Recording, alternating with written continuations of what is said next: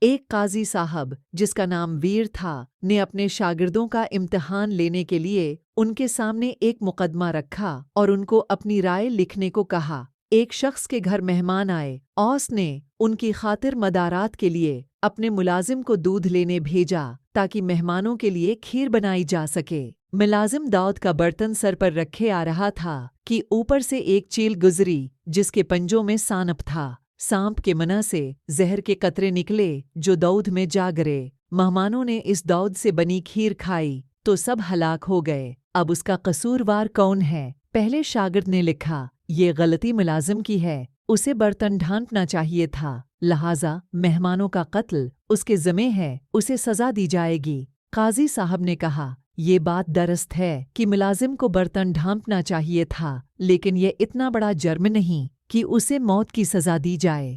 دوسرے شاگرد نے لکھا، اصل جرم گھر کے مالک کا ہے، اسے پہلے خود کھیر چکھنی چاہیے تھی، پھر مہمانوں کو پیش کرنی چاہیے تھی۔ قاضی صاحب نے یہ جواز بھی مسترد کر دیا۔